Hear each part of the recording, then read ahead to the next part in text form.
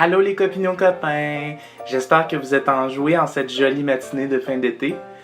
Moi oui, j'ai mangé du yogourt avec des petits fruits, du muesli, du sirop d'érable. J'allais faire du jogging, j'ai jeté le reste de mes médicaments, puis j'ai aussi écrit dans mon journal intime.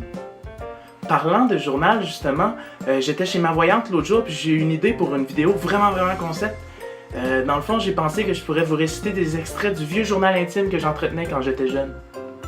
Ça va être super le fun, vous allez voir.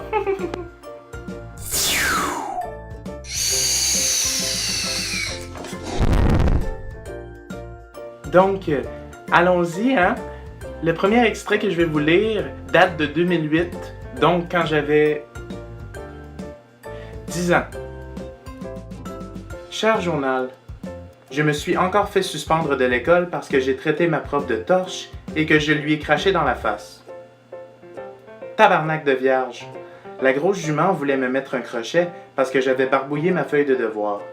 Elle est contre moi. À cause d'elle, je suis obligé de passer mes récrés en dedans tout seul parce qu'elle m'a snitch au directeur pour la fois qu'elle m'a pogné à effoirer un écureuil avec un ballon de basket dans le fond de la cour. Ça sert à rien des écureuils au pire. Ils disent que je suis un danger pour les autres enfants. Ils sont tous contre moi depuis que j'ai mordu le bras de la psychoéducatrice. Et que j'étais nono, hein? Je me mettais dans le trouble. Comme vous avez déjà pu le constater, j'étais un enfant un peu spécial. Bon, pour le deuxième extrait, celui-là, j'avais 12 ans. Cher journal, j'ai encore fait pleurer papa hier. On était à la pêche et il me disait qu'il m'aimait fort malgré les chicanes et qu'il aimait passer du temps avec moi. Je me suis souvenu des fois où il m'a dit que l'honnêteté c'est important et je lui ai répondu que je n'avais aucune affection pour lui et ma mère et que je préférais être tout seul qu'avec lui en ce moment. Je ne comprends pas. Quand je mens, tout le monde se fâche, mais ils sont pas plus contents quand je dis la vérité. Et toi, journal? J'aimerais que tu me répondes quand je te parle. Les voix, elles, me répondent.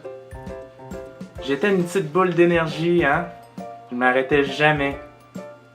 Tout qu'un numéro. Troisième bout. Celui-là, je suis rendu à 14 ans. Jour 182 en centre jeunesse. Je me suis encore battu aujourd'hui. Puis j'ai gagné à l'aide de ma tactique secrète.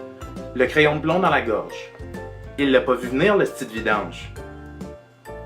J'ai pleinement savouré la pure agonie qui se traduisait par son regard et ses hurlements stridents, signifiant finaux d'une besogne admirablement accomplie.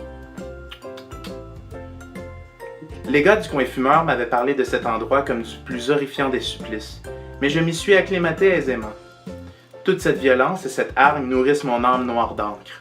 Enfin. Pour la première fois, je me sens chez moi.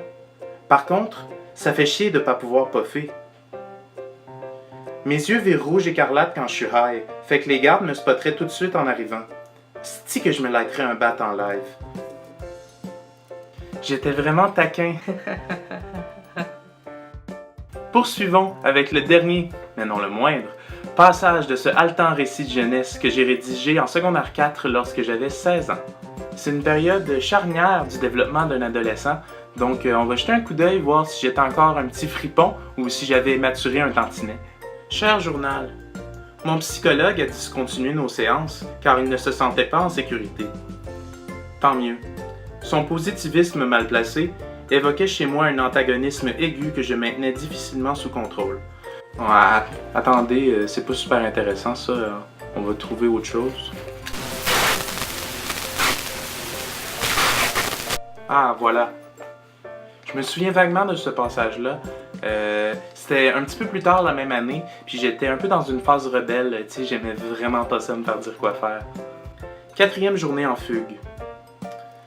Voler un char fut plus ardu que j'anticipais, mais la récompense en valut la peine. À l'intérieur, il y a un bac de peanuts. En fait, il y avait